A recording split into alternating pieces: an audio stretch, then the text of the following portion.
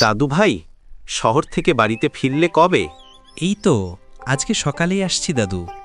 দাদু ভাই, আমাদের গ্রামের এই দিকে যে বটগাছ আছে ওখানে যেও না, ওখানে মায়াবী চুল আছে।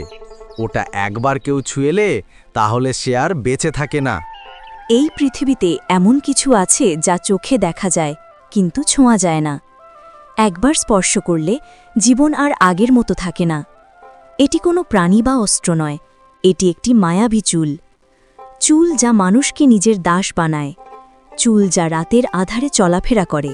চাঁদপুরিয়া বাংলার এক প্রত্যন্ত গ্রাম।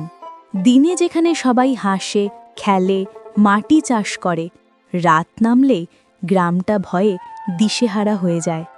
কারণ গ্রামের সবাই জানে বটগাছের নিচে লুকানো আছে এক অদ্ভুত রহস্য, একটি চুল যা জীবন ও মৃত্যু উভয়কে স্পর্শ করতে পারে।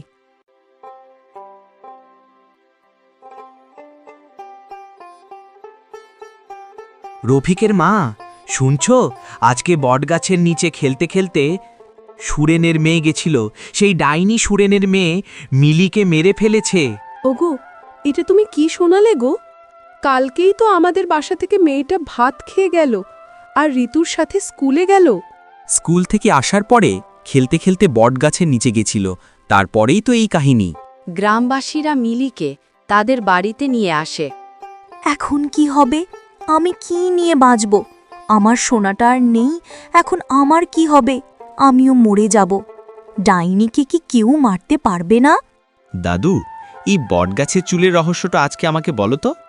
এটা আসলে কি? আমি তো কিছুই বুঝতেছি না। কি হচ্ছে এসব আমাদের গ্রামে? তাহলে শোনো দাদু ভাই, পুরনো পুকুর পাড়ের সেই বটগাছের নিচে লম্বা কালো ঘন চুল ঝুলে থাকে।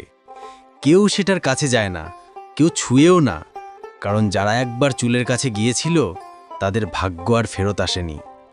এই চুলে হাত দিও না কখনো দাদু ভাই। যারা এ চুলে স্পর্শ করেছে তারা আর ফেরেনি, তারা সবাই মারা গেছে। এটা শুধু চুল নয়, এ একটা অভিশাপ। তোমার এই কথা শুনে দাদু আমাকে বটগাছের নিচে যাইতে মন চাইতেছে। আমার তো এসব বিশ্বাস হচ্ছে না। ভুলেও না দাদু ভাই, যেও না ওখানে।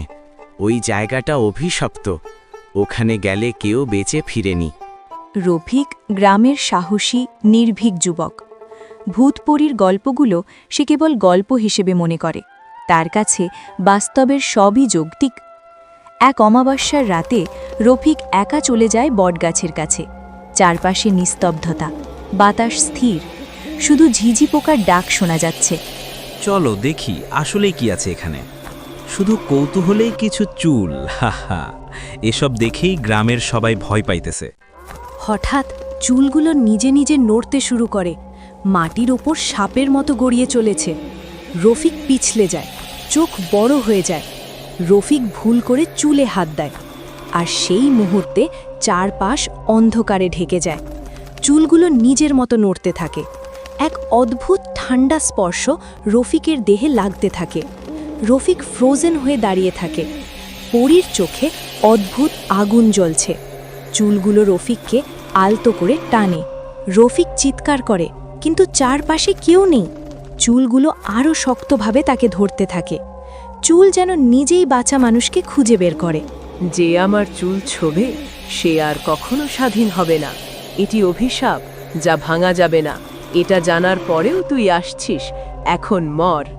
পরের দিন থেকে গ্রামে আতঙ্ক ছড়িয়ে পড়ে। কেউ রাতের বেলায় বেরোয় না। সকলেই জানে বটগাছের চুল এখনও বেঁচে আছে। হায় রে বাবা, রফিক, তুই কেন গেলি বটগাছের নিচে? এখন আমার কি হবে?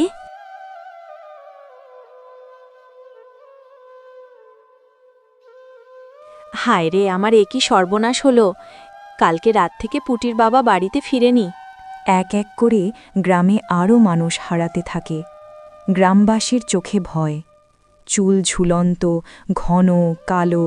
যে কেউ এই চুলের কাছে যায় সে আর ফিরে আসে না। গ্রামের সবাই একসাথে আলোচনা করে। সাবধান, কেউ রাতের বেলায় যেখানে সেখানে আর বেরোবে না। এই গ্রামে আর থাকা যাবে না। কাল সকালেই সবাই গ্রাম ছেড়ে চলে যাব। এটা অভিশপ্ত গ্রাম। পরের দিনেই অভিশপ্ত গ্রাম থেকে অনেকেই চলে যায়। কিন্তু কিছু যুবক থেকে যায়। তারা জানতে চায় ডাইনির আসল রহস্য কী, সে কেন মানুষের ক্ষতি করতে চায় আর কেন ক্ষতি করতেছে। তাদের মধ্যে একজনের নাম মোটা মারুফ। সেই বলল, আমরা পুলিশকে ইনফরমেশন করি। রাফি, তুমি কি বলো? হ্যাঁ, তুমি ঠিক বলছো মোটা মারুফ। আমরা এক্ষুনি পুলিশকে ফোন দিব।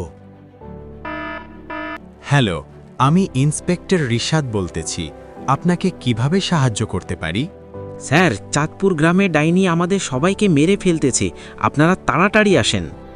আচ্ছা ঠিক আছে, রাখেন। ভূতের কেস তো আমি সমাধান করি না, তবে সমস্যা নেই, আমরা এক্ষুনি বের হইতেছি।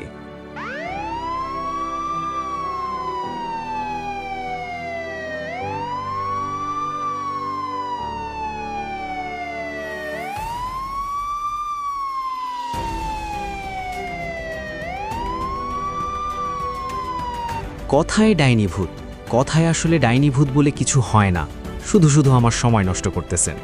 হয় স্যার হয়। আপনার বিশ্বাস হচ্ছে না তো তাহলে বট গাছের নিচে যান। আমাদের গ্রামের অনেকেই মারা গেছে ডাইনির হাতে। আমরা কেউ যাব না, আপনারা দুইজনে যান। আচ্ছা, আমরা যাইতেছি। হাবিলদার, চলো।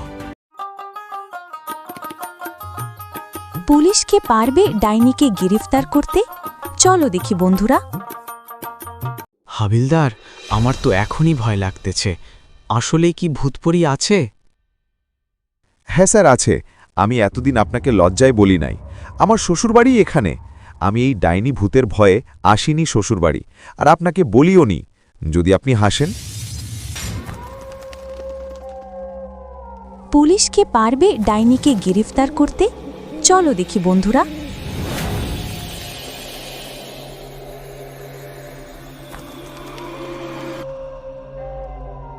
হা হা, এই সামান্য কিছু চুল দেখে গ্রামের মানুষ ভয় পাইতেছে। এই জন্য মানুষ বলে গ্রামের মানুষ আসলেই মূর্খ। এই চুলগুলো এখন নিয়ে গিয়ে তাদের দেখাবো আর বলবো তারা কতটা মূর্খ। পুলিশ চুলগুলো নিয়ে গ্রামের দিকে যাইতেই হঠাৎ পিছন থেকে এক ভয়ঙ্কর আওয়াজ আসে। এই পুলিশ, থেমে যা। আমার চুলের অভিশাপ থেকে কেউ বাঁচতে পারবে না। তুই নিজের মরণ নিজেই ডেকে আনছিস। পুলিশগুলো ভয় পালাইতেছে। ডাইনি তাদের বলে থেমে যা, কিন্তু পুলিশ তাদের জীবন বাঁচানোর জন্য দৌড়াতে থাকে। ডাইনিও তাদের পিছন পিছন দৌড়াতে থাকে। অবশেষে ডাইনি পুলিশকে ধরে ফেলে আর পুলিশদের মেরে ফেলে। তা শুনে গ্রামে আরও ভয় আর আতঙ্ক ছড়িয়ে পড়ে। আজও সেই বটগাছের নিচে রাত হলেই লম্বা কালো চুল ঝুলে থাকে। কেউ স্পর্শ করে না, কারণ কিছু রহস্য দেখা ভালো, কিন্তু ছোঁয়া নয়। বন্ধুরা, আজকের ভিডিওটা ভালো লাগলে অবশ্যই চ্যানেল সাবস্ক্রাইব করে কমেন্টে জানিয়ে দিও এই রকম আরও ভূতের গল্প দেখতে চাই।